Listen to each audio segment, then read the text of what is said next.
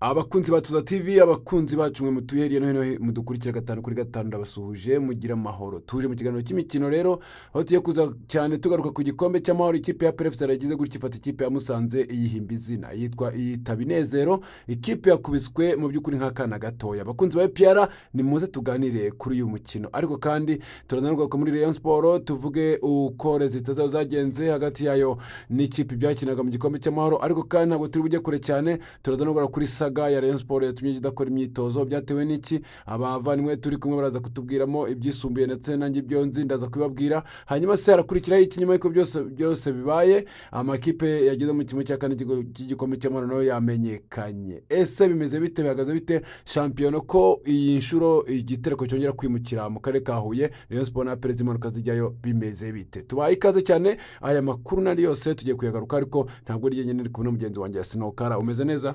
Meze neza kabisa. MC John Brian wese umeze ute? Nanjye meze neza. Yabana kabisa tucemo tudondosha fasta. Ubwo mpisemo kwakira ko nzi ko ni Burayi hashyaga nimugoroba. I Burayi hashyaga imikino ya Champions League yakomezaga ndetse no muri shampiyona ya English Premier League habaga umukino umwe rukumbi wa Liverpool yahuragamo na equipe ya Aston Villa. Byose turaza kuba tubigarukaho muri rusange. Asante sana, ndikubona kandi mugenzi wanjye John Tevez. Umeze neza? Meze neza Brian, mbonye Imana ikingura. Asante sana, igitondo cyiza. Tumaze iminsi turi gukurikira imikino y'igikombe cy'amahoro ndetse n'igikombe cya shampiyona. Mu by'ukuri nawe ufite agaseke ubwira abakunzi bacu. Cyane rwose, bona nubwo nari impibere ariko hari byinshi ngomba no kongeraho abakunzi bacu bakanezerwa. Asante sana rero bakunzi bacu, mwamaze kumva ko ikipe yamaze kwitunganya neza twiteretse hano. Tuba turi kubona abafatanyabikorwa bacu barimo Naftex, company nziza cyane igukorera ikintu bita ibyapa muri 3 dimension. Niyo company yonyine ibasha gukora ibyapa umubare wose ibyo ushaka, ibi byaka n'ibitaka. Bashobora gukora branding ku rwego rwo hejuru kandi bafite imashini zikata ibyuma ndetse n'imbaho. Wowe ushaka gukoresha kimwe muri ibyo by'umwereka abafundi mwe mushaka gukoresha inzugi n'amadirishya bikomeye cyane, ni muze muri Naftex kabisa. Ibyo byapa babitunganya neza cyane ku ngano yose mushaka, imashini mpuzamahanga barazizanye. Aba rero bakorera hano mu mujyi, bahamagara kuri 0782 30 79 cyangwa basure ku mbuga nkoranyambaga zabo barimo Facebook, Twitter cyangwa se X, YouTube na Instagram. Ahangaha na TikTok hose bitwa Naftex. 0788 amahitamo yawe muri Naftex ni ingenzi cyane. Baravuga ngo you name it we make it. Naftex rero ni sure deal. Turi kumwe na Niyonzima Claude, uyu nguyu agucuruzaho cyangwa kugurisha ikibanza cyiza cyane.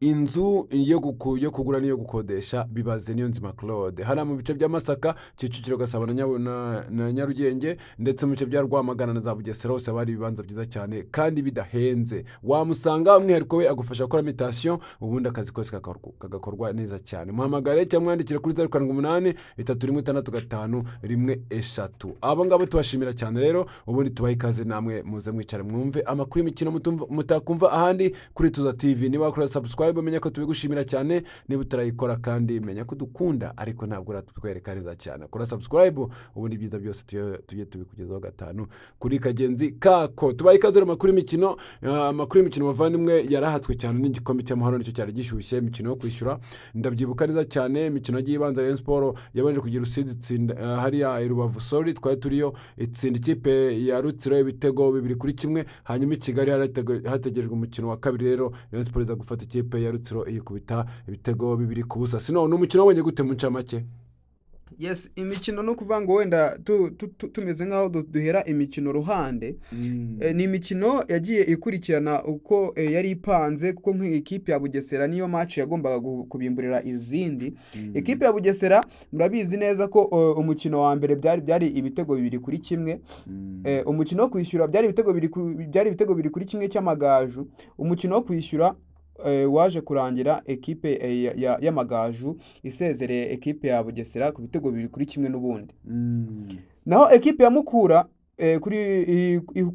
kuri Huye International Stadium cyangwa se stade mpuzamahanga ya Huye yari yakiriye ekipe y'Intare Academy ka APR, nubwo batajya babyemera ariko Intare ntawe utabizi Academy ka APR yaje kuba yisezera ku bitego 2-0. Umukino wa mbere wari warangiye ari igitego 1 n'umukino wa kabiri zo gusoza ari igitego 1.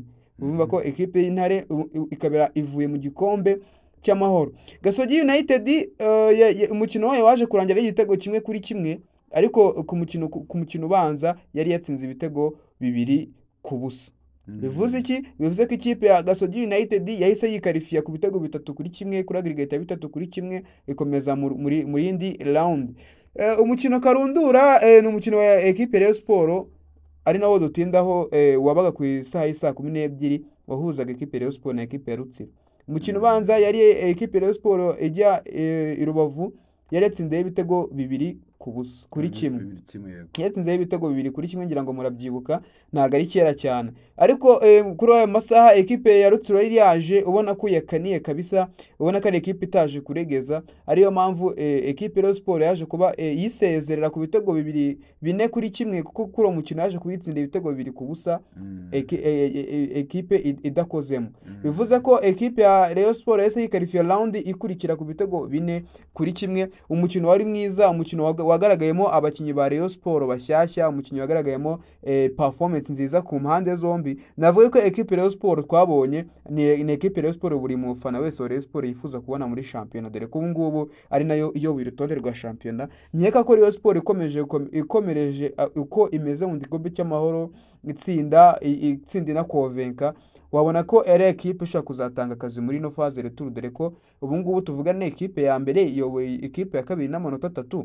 Navuga ko ekipe Rayon Sport iri mu murongo mwiza. Yego ni mu murongo mwiza. Icyo gihe hari kuwa kabiri iyo mikino yose yabaga, kuwa gatatu habaye indi mikino rero Polisi igiye kugera gutya itsinda Nyanza 3-0, mu gihe umukino ubanza Nyanza yari yatsinze Polisi 1-0, 1-0 oya 2-1 ni 2-1 nibyo. Hanyuma Polisi igira gutya rero itsinda Nyanza ejo 3-0, birangira bibaye aggregate ya 4-2 Nyanza ivamo gutyo. Vision ikipe yaje kujya gutya inganya na AS Kigali 1-1, hanyuma aggregate za gukomeza AS Kigali itsinze 2-1. Ubwo ngubwo byaje kugenda gutyo. Umukino wa Vision tutarawuvaho, ekipe ya Vision bivugwa ko yari yashyiriweho amafaranga y'umurengera ko niramuka isezeye AS Kigali mu gikombe cy'amahoro buri mukinnyi rebuze ko bahabwa miliyoni 3 z'amafaranga y'u Rwanda. Byarangiye nyirayo rero Birungi agize gutya amafaranga yongera yazinga neza, ashira mu ikofi arongera aratahana. Ubundi ngo nta ihene ibyuha ku munsi w'isoko. Vision mu by'ukuri ni ikipe ikomeje kugenda igorwa cyane na shampiyona. Ejo ku munsi w'ejo ni mugoroba saa 12 hatawe APR ikipe yitwa Nyamukananya mu kigo cy'Karasi Mitutu, ikipe y'ingabo z'igihugu ifite abakunzi bayo bayikunda cyane bambara amabara y'umukara n'umweru, yamanuka mu kibuga hitezwe umukino ukomeye cyane wayihuzaga n'ikipe ya Musanze. Musanze umukino ubanza banganije ubusa ku busa, ariko byabereye Nyarugenge bizwi na bake. Gira icyo bivugaho ubundi duhe n'umwanya na Tevez natubwire uko yawubonye. Yes, ni umukino wenda Bwana Brani ndetse na Tevez mwageze amahirwe yo gukurikira. Ni umukino mwabonyemo ekipe ya APR FC isa nk'ari nshyashya. Ese mwabonye ekipe ya APR FC ishobora kuba yahuzaho muri shampiyona nk'uko bimeze mu gikombe cy'amahoro,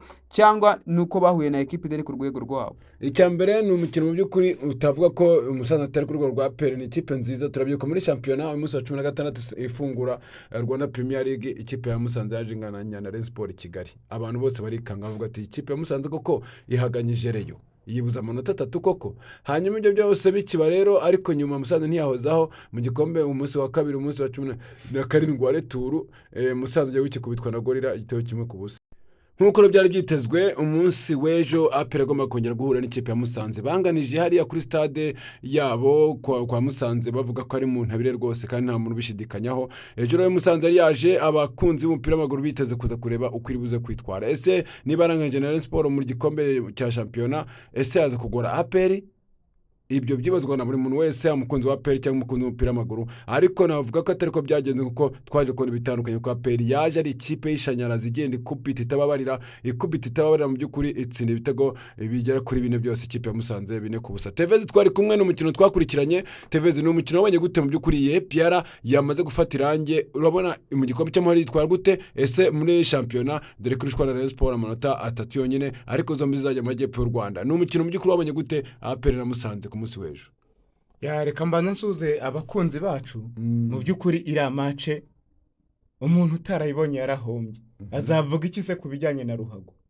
Urebye APR uburyo ejo yitwaye, noneho aba ari byo yinjiranye muri shampiyona, ntabwo bayikira. Kuko mu by'ukuri ejo yakinnye umupira wo ku rwego mpuzamahanga. Abakinnyi abo bakimukiwe nuko baguze, aba Mamadusi baruboneka nta n'umwe nasigaza ngiye kubavuga nkurikije ibyo bagiye bakora ariko mu by'ukuri ejo APR yakinnye umupira mwiza cyane unogeye amaso. umutoza wa Pjara Darkonovic umunyaserbiya mu by'ukuri muri faze ale yaje kugenda agaragariza ubuyobozi bwa APR ko hari ikibazo gikomeye cyane afite abakinnyi bo ku mpande batihuta. APR nayo imwumva neza inyarukira ku isoko izana Hakim Kiwanuka izana na Mohamed Dennis ndetse kandi mu bantu yari yatanze mu maposte umutoza witwa Darkonovic yaratanze afite ikibazo yavuze ko akeneye n'umwataka w'imbaraga ariko ejo mu by'ukuri Jibril Watara ntabwo yigeze abanza mu kibuga. Muvandimwe Sinokara uyu mutoza ibyo yariraga abafana ba APR ndakeka ngubu ubona aricyo gisubizo bari bategereje kubona izi couloir za APR zihuta. Yes, ekipe ya APR FC navuga ko ari ekipe yari ikeneye cyane igice cyangwa se igice cyabo cy'ubusatirizi kongeramo imbaraga kuko warerebaga akavuga ati umuntu bita Mamadusi ndetse n'umuntu bita Victor Mbaoma ni abantu batari bari kuri level yo kuba batwara ekipe ya APR FC bonyine ngo bagezeho aho abayobozi ba APR FC bayishaka. Navuga yuko ekipe ya APR FC kongeramo umuntu nka Omedi, kongeramo umuntu nka Kiwanuka ndetse kongeramo umuntu nka Sheikh Jibril Watara ngira ngo urimo urabibona ukuntu APR FC iri gukina bitandukanye na APR FC tuzi muri faza na APR FC itakiri gukina defend na APR FC iri gukina ishaka ibitego noneho wenda kuri match yashize bangari batsindagamo ekipe ya AS Kigali twari turi kwibaza ati se ekipe ya APR FC ishaka gutsinda mu minota nyuma biragenda bite ariko siko bimeze noneho ko APR FC uko umunsi ugenda ushira niko APR FC igenda yivugurura wagira ngo irimo iragenda yongeramo ikirungo. Ekipe ya APR FC ku munsi w'ejo noneho yazanye icyo bita gutsinda hakiri kare nicyo kintu navuga ko APR FC yaburaga muri no minsi gutsinda ibitego hakiri kare ndetse igatsinda ibitego ikajya kuruka nibura uvuga ati bafite impamba bari buze gutangira mu gice cya kabiri. Ni ekipe ya APR FC navuga ko ifite icyo nakita capacity yo kuba yatsinda ikipe yari yose hano mu gihugu mu gihe abakinnyi bayo bose baba bahari ko nk'ubu rero ukavuga ati umuntu bita Mugisha Gilbert ni umukinnyi mwiza w'umunyarwanda mwiza ariko ubu turimo turamuvuga yicaye kuri bench. Tukavuga abakinnyi nka ba Dushimimana Olivier Muzungu n'abakinnyi beza ba ekipe ya APR FC muri phase barakinaga rimwe na rimwe bose bakanabanzamo nabatuguma ariko ubu bose turi kubabona kuri bench. Bivuze iki? Bivuze ko ikintu cyitwa competition mu ekipe ya APR FC cyarazamutse. Ubwo kugira ngo Gilbert abone umwanya birasaba kuzamura urwego akarenza urwego rwa Denis Omedi kandi Denis Omedi twaramubonye ni ishanyarazi. Ni umukinnyi ufite imbaraga, ni umukinnyi muremure, ni umukinnyi wirukanka, ni umukinnyi utanga santere, ni umukinnyi ushaka kuba yacenga umuntu akera imino wa kabiri, ni umukinnyi mwiza cyane muri make. Gilbert afite akazi ko kuba yazamura urwego kugira ngo agaruke muri cya kibuga. Ariko kandi twirengagije performance y'umwana bita Mamadusi muri fazare naga abafana ba ekipe ya APR FC bigeze bishimira performance ye ariko ubu ngubu navuga ko witwa Mamadusi yagarukanye icyo nakwita imbaraga zidasanzwe. Uwitwa Mamadusi afite imbaraga nyuma yuko nyuma y'igitego yatsinze ekipe ya AS Kigali mu minota ya nyuma agiyemo anasimbuye navuga ko igitego cyamuzamuriye morale byanatumye mu gikombe cy'amahoro yaje kuza witwa Mamadusi ameze neza cyane ngira ngo mwarabonye yatsinze igitego anatanga na assist ndetse anatanga contribution mu bitego byose APR FC yatsinze. Navuga ko abakinnyi ba ekipe ya APR FC yaguze bose barimo barerekana kuko ndagira ngo murabizi ko muba baguze bose nta n'umwe utaratsinda igitego. Abe Omedi yarabitsinze bitatu, abe Kiwanuka ejo yakibonye, abe Jibril Watara kuri match ya Kigali yarakibonye. Bivuze iki? Iyo atake irakomeye. Ahubwo igisigaye no kumenya ngo ese Darkonovic arashobora kujera ekipe imeze nk'iriya ekipe ifite abene gihugu nabo bakeneye kubona umwanya dore ko nabo mu ikipe y'igihugu tubakeneye. Icyo nicyo kibazo dusigaje kwibaza. Asante sana kabisa ku busesenguzi bwinshi kandi bwiza. Tevezi Rayon Sport nayo yamanukaga mu kibuga twabivuzeho ko yatsinze ikipe ya Rutsiro ibitego 2-0 ariko Rayon Sport ntago iwayo bwikera kabiri. Ejo hagize gucyasohoka amakuru avuga ko score yafunze ikibuga ikipe ya Rayon Sport yitorezamo dore ni nacyo abantu bari kubona mu mashusho. Ikipe ya Rayon Sport igira gutya igira ikibazo bafunga ikibuga yitorezagamo. Ikipe y'abanatagaruguru mu gitondo agiye kwitoza biranga amakuru arasesekara ahantu hose bati score yafunze ikibuga. Mu by'ukuri n'amakuru wumvise twari kumwe ugenda ubyumva abareye mu by'ukuri kubera iki ikipe ihora n'ibyago cyangwa se ibibazo bihoramo wowe bibona gute kubera iki? Ntacyo navuga kirenze cyane ku byago Rayon Sport ikunze kugira gusa cyakora nyine ni n'ibyago koko. Urabona kuba ikipe yari ije muri raundi ya kabiri ishaka kugira ngo itware igikombe ikabigize ibibazo byo kuba ikibuga yitorezagaho kitakibonetse kandi twumva ko n'ikibuga banje kujya yitoreza ngo kuri malaria nacyo ubu ngubu bamaze kucyubaka. Tukibaza Rayon Sport irabigira ite? Urumva ntago Rayon Sport ubusaha izi ngizi yishimye bitewe nuko nta hantu ho kwitoreza ifite. Byaba ari ikibazo gikomeye kuri Rayon Sport igiye kwinjira mu ntuza muri raundi ya kabiri nta kibuga ifite. Urakoze cyane. Rero ku mugoroba igihe amakuru nakomeje kumenya dore ngaho murababona umutoza ya Bonga Lebita arimo kubita imyitozo abahungu barimo kubaka kabisa, mbabwire mu munota nk'umwe wonyine hanyuma mwanya mugenzi wanjye Snow aduha amakuru y'Iburayi twumve. Ariko nagiye mbabwire ko Rayon Sport nk'uko nababwiye mu kiganiro cyane mugoroba hari ubwumvikane yari ifite na Skol mu bijyanye no kuba yakwakira umufatanyabikorwa mushya Forza Bet murabizi ko ari itanga prime kuri match Rayon Sport yatsinze itanga miliyoni 5. Rero Rayon Sport yamenyesheje Skol nk'uko biri mu masezerano ko mu by'ukuri ifite umufatanyabikorwa mushyashya, kuko biri mu masezerano ko Skol igomba kureba n'umufatanyabikorwa atazayibangamira nk'ikipe itera inkunga ya mbere ya Rayon Sport. Mu by'ukuri nk'uruganda nibyo ndi kuvuga niko rutanga amafaranga menshi mu mufatanyabikorwa ba Rayon Sport. Hanyuma rero mu masezerano Rayon Sport ifitanye na Skol avuga yuko igomba kubanza kureba niba nta nyungu zabangamirwa. Forza Bet ni kampani ya betting, none Skol icuruza ibinyobwa, ariko ibyo bintu Skol Rayon Sport yabibwiye Skol bibabwira ko umuntu bahaye email batamuzi mu buryo bwemewe n'amategeko ngo yari itanzwe n'umugabo witwa Rutagambwa Martin umwe mu bayobozi ba Rayon Sport ariko bari muri abode mu by'ukuri y'abaperezida ba Rayon Sport. Ibyo byaje guhita bituma ubuyobozi bwa Skol buvuga ati mutwandikirwe n'abantu bemewe n'amategeko. Biba gutyo ariko abasaza baranga barekura umufatanyabikorwa ajya ku brandinga ubwo Rayon Sport akinaga mu gikombe cy'amahoro. Bwacye Skol ifunga ikibuga rero ibintu bibindi gusa amakuru mfite akanya nuko ibintu byasubiye ku murongo, turaje tubagere ku kibuga turebe uko bimeze hanyuma tuze kubaha amakuru yuzuye. Sino ibintu wabibonye gute ese nicyo bivugaho muri minota umwe hanyuma iminota 2 isigaye ukayijyamo i Burayi? Ya nahoze mbona umunyamakuru wacu mugenzi wacu Eriba ry'inyonza uyu ukorera hano hakurya ku Gishushu. Eriba ry'inyonza yageze ati equipe ya Rayon Sport ikwiye kwiga kubaho idafite Skol.